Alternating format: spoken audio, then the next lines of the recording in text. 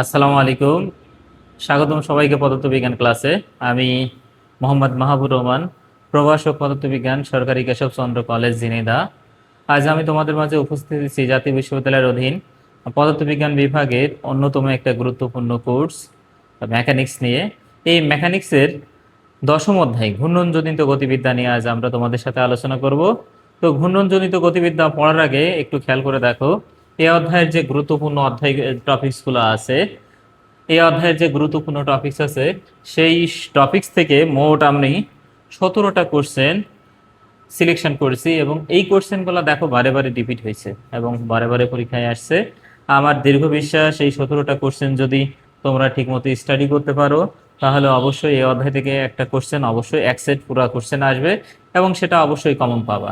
তো যাই হোক, কথা না বাড়িয়ে আমরা আলোচনায় চলে যাই। আর এই যে 17টা কোশ্চেন, এটার পিডিএফ ফাইল লেকচারের শেষে কমেন্ট বক্সে দেওয়া থাকবে, সবাই ডাউনলোড করে নেবে। এখন আমরা লেকচারে চলে যাই। তো এই অধ্যায়ের নাম হচ্ছে ঘূর্ণনজনিত গতিবিদ্যা। দেখো, বোর্ডে খেয়াল করে দেখো, দুইটা দুইটা ঘূর্ণনশীল বস্তু দেখতে পাচ্ছি। একটা হলো ছোটবেলায় আমরা স্পিন্টার খেলতাম, স্পিন্টার, আর দুই নাম্বার হচ্ছে লাটিম। খেয়াল করে দেখো, এই বস্তুদ্বয় একটা নির্দিষ্ট বিন্দুকে বা নির্দিষ্ট অক্ষকে কেন্দ্র করে ঘুরতেছে। যদি কোনো বস্তু বস্তু গতি এমন হয় যে একটা নির্দিষ্ট বিন্দু বা অক্ষকে কেন্দ্র করে যদি ঘূর্ণনশীল থাকে, তাহলে ওই বস্তুর গতিকে আমরা বলবো ঘূর্ণন গতি। তো ঘূর্ণন গতি পড়ার পরে দেখো, এই অধ্যায়ের ঘূর্ণন গতি পরপরই যে টপিক্সটা আলোচনায় আসে সেটা হলো জড়তার ভ্রামক। তো জড়তার ভ্রামক কি আমাদেরকে জানতে হবে। জড়তার ভ্রামক সম্পর্কে তোমরা ইন্টারমিডিয়েটে পড়ে আসছো, প্রথম পত্রের 4 নম্বর অধ্যায়। আবার এইখানে জড়তা ভ্রামক সম্পর্কিত প্রবলেমগুলো প্রমাণ আছে না, ইন্টারমিডিয়েটে তোমরা জাস্ট সূত্র পড়ছো, বাট এইখানে তোমাদেরকে থিওরিগুলো প্রুভ করতে হবে। যাই হোক, আমরা শুরু করি। জড়তার ভ্রামক জড়তার ভ্রামক সম্পর্কে প্রথম কথা বলতে গেলেই আমাদের আসে হচ্ছে জড়তা সম্পর্কিত প্রবলেম।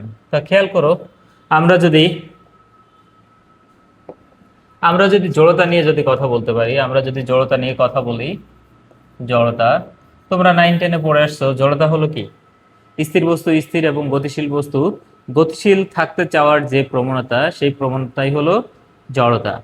আর জড়তার ভ্রামক হচ্ছে ঘূর্ণন গতির জন্য, অর্থাৎ একটা বস্তু যখন ঘূর্ণনশীল হয় তখন যে টার্মটা হয় সেটা হলো জড়তার ভ্রামক। অর্থাৎ যে বস্তু স্থির আছে ও ঘুরতে চাইবে না, বা যে ঘুরতেছে ও স্থির হতে চাবে না।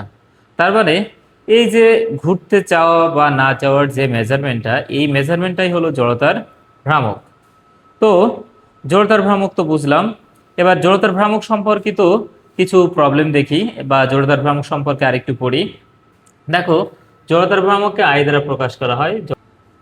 এইখানে দুইটা ভর আছে, একটা হলো একটা হলো বস্তুর ভর হচ্ছে বেশি, আর একটা হলো কম। তো তুমি তোমার ব্যক্তিগত জীবন থেকে বলো, কোন বস্তুকে মুভমেন্ট করাইতে সহজ হবে? অবশ্যই ছোট বস্তুকে সহজে তুমি মুভমেন্ট বা ঘোরাইতে পারবা, আর বড় বস্তুকে ঘোরাইতে তোমার একটু কষ্ট বেশি হবে। সেজন্য তুমি ইজিলি বলতে পারো, যেহেতু এই বস্তুকে ঘোরানো কঠিন হবে বা থামানো কঠিন হবে, তাহলে এই বস্তু জড়তার ভ্রামকের মান বেশি, এবং সেটা হলো আই সমানুপাতিক এম। ঠিক আছে? তার মানে জড়তার ভ্রামক হচ্ছে ভরের সমানুপাতিক। আরেকটা খেয়াল করে দেখো, তোমরা নিশ্চয় ছোটবেলায় পলিথিনের মাথায় বা একটা দড়ির মাথায় একটা কোনো বস্তুকে ঘোরাইছো, অবশ্যই ঘুরিয়েছো। এখন খেয়াল করে দেখবা, বস্তুর দৈর্ঘ্য যদি কম হয়, বস্তুর ঘূর্ণনশীল, ধরো তুমি 2 হাত দিয়ে একটা দড়ি দিয়ে কোনো বস্তুকে ঘোরাচ্ছ, আবার তুমি এট এ টাইম 5 হাত দড়ি দিয়ে একটা বস্তুকে ঘোরাচ্ছ, অবশ্যই তোমার কাছে 2 হাত দড়ি দিয়ে বস্তু ঘোরানো সহজ হবে, এবং 5 হাত দড়ি দিয়ে তোমার বস্তু ঘোরানো তোমার জন্য কঠিন হবে। তার মানে দাঁড়াচ্ছে, এই যে যে বস্তু ঘুরতেছে এই অক্ষকে কেন্দ্র করে, তার মানে এই কক্ষপথে ঘুরবে। ঠিক আছে? তার মানে ঘূর্ণন অক্ষ থেকে বস্তুর যে ব্যাসার্ধ, এই ব্যাসার্ধ যত বেশি হবে তার জড়তার ভ্রামকের মান তত বেশি হবে। তার মানে সহজে আমরা বলতে পারি জড়তার ভ্রামক হচ্ছে আই সমানুপাতিক ব্যাসার্ধের বর্গের সমানুপাতিক। এই দুইটা ইকুয়েশনকে যদি আমরা একসাথে করি, তাহলে লিখতে পারি আই সমানুপাতিক আই সমানুপাতিক এম আর স্কোয়ার লিখতে পারি। এখানে সমানুপাতিক চিহ্ন উঠে গেলে সমান সমান লিখতে পারি এম আর স্কোয়ার। এখানে আমরা সমানুপাতিকের মান যদি 1 হয় তাহলে আই সমান হচ্ছে এম আর স্কোয়ার হবে। যেটা আমরা পড়লাম মূলত এটা হচ্ছে বস্তু কণা, একটা জাস্ট বিন্দু কণা। তার মানে এই যে বস্তুটা হলো একটা বিন্দু, অর্থাৎ একটা একটা বিন্দু কণার জন্য জড়তার ভ্রামক হচ্ছে আই সমান এম আর স্কোয়ার, ঠিক আছে। আর যদি বস্তু হয় তাহলে সেক্ষেত্রে কেমন হবে তোমরা একটু খেয়াল করে দেখো। এই ধরো একটা বস্তু, এই বস্তুটা একটা অক্ষকে কেন্দ্র করে ঘুরতেছে, একটা অক্ষকে কেন্দ্র করে ঘুরতেছে, ঠিক আছে। এখন এই যে অক্ষটাকে কেন্দ্র করে ঘুরতেছে, অক্ষটাকে কেন্দ্র করে ঘুরতেছে, এই বস্তুটা অসংখ্য পার্টিকেল নিয়ে গঠিত। এই বস্তুটা ধরো, এই যে ধরো M1 particle, M2 particle, M3 particle, dot dot ধরো Mn পার্টিকেল আছে। ঘূর্ণন অক্ষ থেকে এটা দূরত্ব যদি R1, এটা যদি R2, এটা যদি R3 এবং এটা যদি Rn হয়, তাহলে প্রথম বস্তুর জন্য জড়তার ভ্রামক কত হবে? I1 = M1 R1 স্কয়ার প্রথম কণার জন্য। দ্বিতীয় কণার জন্য জড়তার ভ্রামক হবে M2 R2 স্কয়ার। তেমনি এটার জন্য জড়তার ভ্রামক হবে হচ্ছে I3 = M3 R3 স্কয়ার। তাহলে n তম পার্টিকেলের জন্য জড়তার ভ্রামক হবে In = কত? Mn Rn square. তো এই হলো আমাদের জড়তার ভ্রামক প্রত্যেকটা পার্টিকেলের জন্য। তাহলে মোট জড়তার ভ্রামক হবে I = কত লিখতে পারি? I1 I2 I3 dot dot dot dot In। তার মানে এখন মান বসাও, I1 এর মান বসাও, I2 এর মান বসাও। এভাবে যদি বসাতে লাগো তাহলে Mn Rn স্কয়ার আমরা লিখতে পারি। তো এটা যদি সামেশন আকারে লিখি, I এর মান 1 থেকে শুরু করে n পর্যন্ত, I এর মান কত? 1 থেকে শুরু করে n পর্যন্ত, তার মানে Mi Ri স্কয়ার আমরা সহজেই লিখতে পারি। তার মানে আমরা আমরা দেখলাম বস্তু জড়তার ভ্রামক, এটা হচ্ছে একটা বস্তু জড়তার ভ্রামক I সমান কত? Summation Mi Ri square. এখন দেখো জড়তার ভ্রামকের সাথে আরেকটা গুরুত্বপূর্ণ বিষয়, সেটা হলো চক্রগতির ব্যাসার্ধ। চক্রগতির ব্যাসার্ধ তোমরা ইন্টারমিডিয়েটে পড়ে আসছো। তো চক্রগতির ব্যাসার্ধ হলো, ধরো একটা বস্তুকে আমি বিন্দু বানাবো, ঠিক আছে। একটা বস্তুকে আমরা বিন্দু বানাবো। ধরো এইখানে একটা বস্তু আছে, এই ধরো একটা বস্তু, এই বস্তুকে চেপে ধরে আমি একটা বিন্দুতে পরিণত করব। প্রথম কথা আছে বস্তুকে চেপে ধরে আমরা বিন্দুতে পরিণত করব। বিন্দুতে পরিণত করলে খেয়াল করো, এই বস্তুর যে ভর অবশ্যই বিন্দুর ভরের সমান হবে। এতে তো কনফিউশন নাই যে বস্তুকে চেপে ধরে যদি বিন্দু বানাই তাহলে তার ভরের কোনো চেঞ্জ হচ্ছে না। যদি ভরের চেঞ্জ না হয় তাহলে আমরা জানি, দেখো I সমান mr স্কয়ার পড়ে আসছি। তার মানে ভরের যদি চেঞ্জ না হয় তাহলে I অনলি একটা প্যারামিটার আর এর সাথে সম্পর্কিত, তাই না?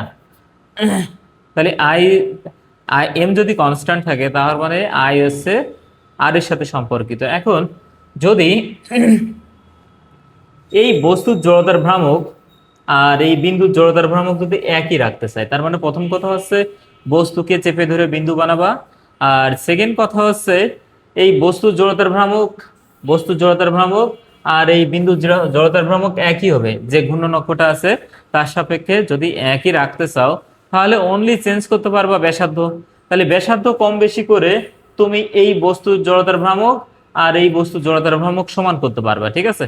তাহলে যে ব্যাসার্ধের জন্য বস্তু এবং এই বিন্দুর জড়তার ভ্রামক সমান হবে, ওই ব্যাসার্ধটাই হচ্ছে চক্রগতির ব্যাসার্ধ। বুঝতে পারছো? তাহলে প্রথম কথা হচ্ছে একটা বস্তুকে চেপে ধরে বিন্দু বানাবো। এই বিন্দু বানানোর পরে বস্তু জড়তার ভ্রামক এবং বিন্দু জড়তার ভ্রামক যদি সমান করতে চাও তাহলে যে ব্যাসার্ধটা প্রয়োজন সে ব্যাসার্ধকে আমরা বলবো হচ্ছে চক্রগতির ব্যাসার্ধ। Clear sir? তাহলে আমরা সহজেই চক্রগতির ব্যাসার্ধ বুঝতে পারলাম, জড়তার ভ্রামক বুঝতে পারলাম। যেহেতু এটা ব্যাসার্ধ তাহলে এটার এটার একক হচ্ছে একক এবং এটা দৈর্ঘ্যের এককের সাথে সম্পর্কিত, ঠিক আছে। তার মানে এখন আমরা দেখো এই জড়তা সম্পর্কিত যে প্রবলেমগুলো আছে, জড়তা সম্পর্কিত যে প্রবলেমগুলো আছে সেগুলা আমরা কিছু কিছু প্রমাণ করব। তো প্রথমে আমরা একটা কোশ্চেন পড়বো। কোশ্চেনটা হলো মূলত একটি সুষম দণ্ডের প্রান্তবিন্দুতে ও মধ্যবিন্দুতে লম্ব অক্ষের সাপেক্ষে জড়তার ভ্রামক নির্ণয়, ঠিক আছে। তাহলে একটা সুষম দণ্ড, ধরো এই একটা সুষম দণ্ড, এর হচ্ছে ঘূর্ণন অক্ষ প্রান্তবিন্দুতে হতে পারে, আবার এই ঘূর্ণন অক্ষটা মধ্যবিন্দুতে হতে পারে, ঠিক আছে। তাহলে প্রান্তবিন্দুতে ভালো নাকি মধ্যবিন্দু হলে সুবিধা হয় আমাদের? যেহেতু জড়তার ভ্রামক হচ্ছে ঘূর্ণন সম্পর্কিত, তাহলে কোনটা ঘোরাইতে সহজ হবে আমাদের? মাঝে এই প্রান্তবিন্দুতে ঘূর্ণন অক্ষ থাকলে এই বস্তুটা ঘুরতে সুবিধা হবে, নাকি মাঝখানের বিন্দুতে থাকলে একে ঘোরাইতে সুবিধা হবে? আর এর উত্তর হচ্ছে, এর উত্তর দেখো আগের ফিগারে খেয়াল করো, আমরা ছোটবেলায় চরকি বানিয়ে এসেছি তাই না? একটা বাঁশের একটা বাঁশের চঙের ভিতর একটা বাঁশের চটা বলি এটাকে আমরা, এই চটার মাঝখানে ছিদ্র করে সুতা দিয়ে বেঁধে আমরা চরকিটাকে ঘুরিয়েছি। এখন কথা আছে এই যে চরকি, এই চরকির মাঝখানে কেন ছিদ্র করা হয়? প্রান্তবিন্দুতে করলেও তো পারতাম। এর কারণ লুকিয়ে আছে আমাদের এই ফিজিক্সের জড়তার ভ্রামক বিষয়টার টপিকসে। আমরা চলো একটু প্রুভমেন্টে যাই, তাহলে আরো ভালো বুঝতে পারবো। ঠিক আছে, তুমি একটু খেয়াল করে দেখো। তার মানে ওই যে প্রথম কথা, জড়তার ভ্রামক যার বেশি তাকে ঘোরাইতে কষ্ট বেশি হবে, আর যার জড়তার ভ্রামক কম হবে তাকে ঘোরানো আমাদের জন্য ইজি হবে। ঠিক আছে, তার মানে আমরা দেখি কার জড়তার ভ্রামক বেশি হবে। এই প্রান্তবিন্দু জড়তার ভ্রামক বেশি হবে, না মধ্যবিন্দুতে ঘূর্ণন অক্ষটা মধ্যবিন্দুতে হলে জড়তার ভ্রামকের মান বেশি হবে? আমরা একটু খেয়াল করে দেখি। প্রথম হচ্ছে একটা সুষম দণ্ড নিলাম, এর এর ভর হলো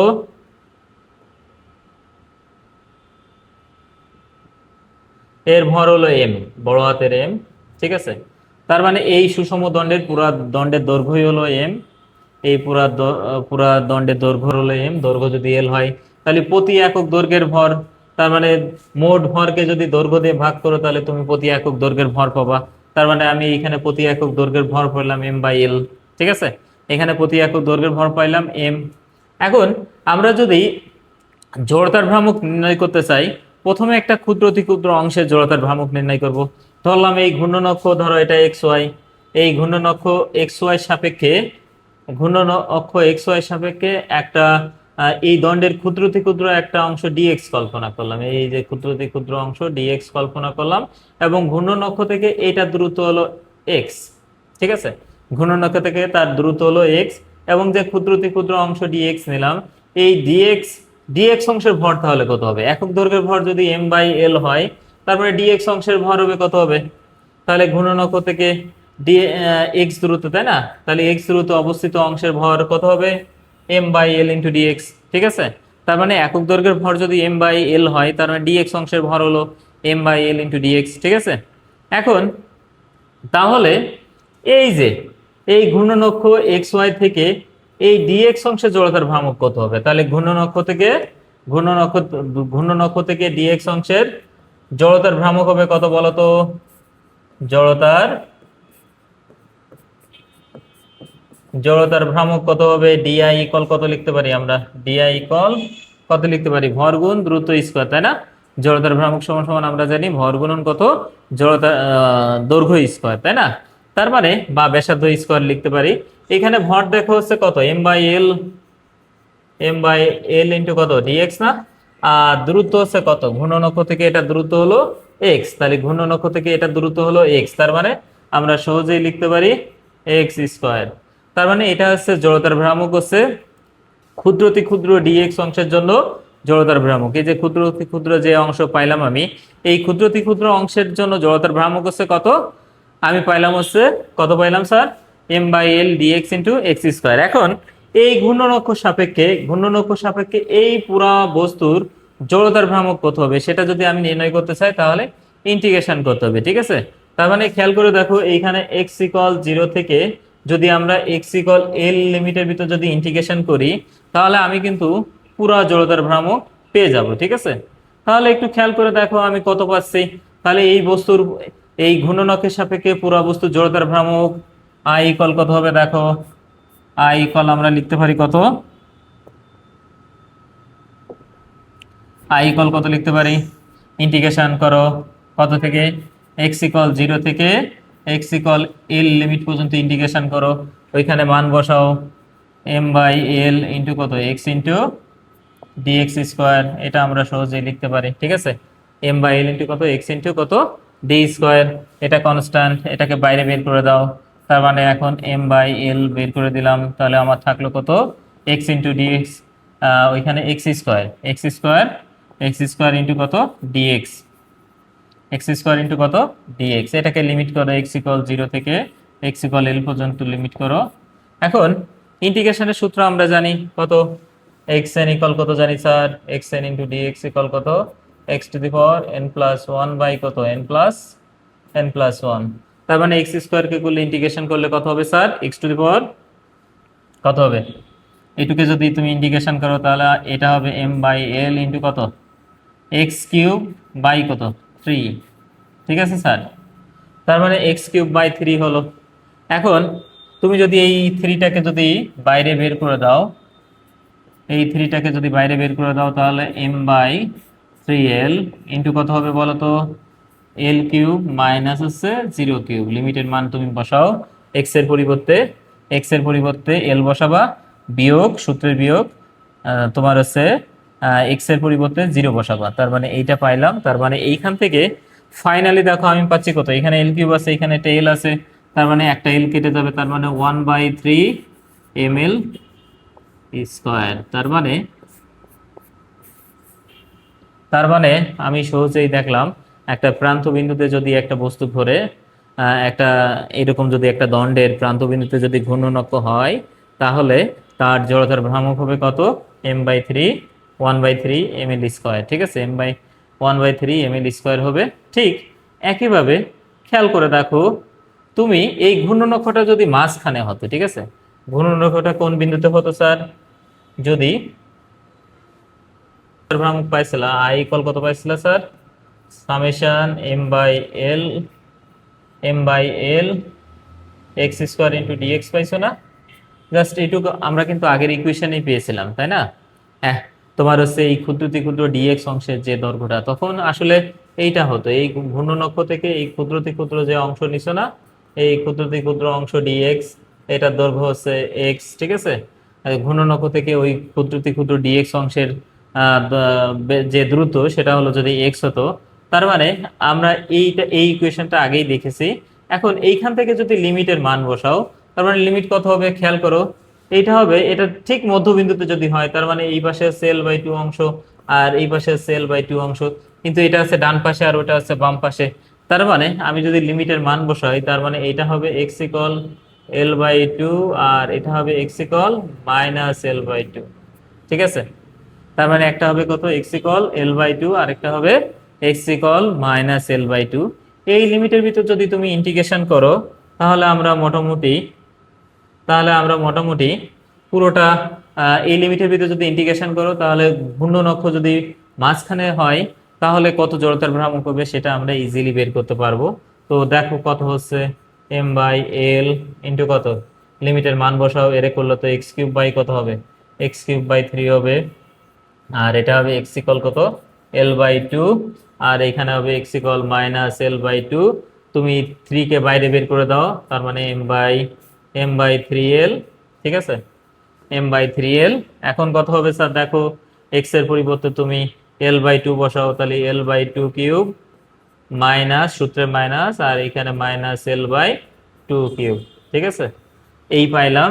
দেখো এইখানে কত হচ্ছে, এইখানে একটু খেয়াল করে দেখো, m/3l ইকুয়াল কত হচ্ছে, l কিউব বাই 8 মাইনাস মাইনাসে প্লাস, এল কিউব যেহেতু আছে তাহলে মাইনাস মাইনাসই থেকে যাবে, তাহলে মাইনাসে প্লাস এল কিউব বাই এসে 8, 2 রে করলে 8 হয়, 2 কিউব করলে 8 হয়। তার মানে দেখো আমরা পাচ্ছি 2l3/8, তার মানে m/3l গুণন হচ্ছে 2l3/8। এটা যদি করো তাহলে কত হচ্ছে 12, কত হচ্ছে স্যার, m/1/12 ml স্কোয়ার।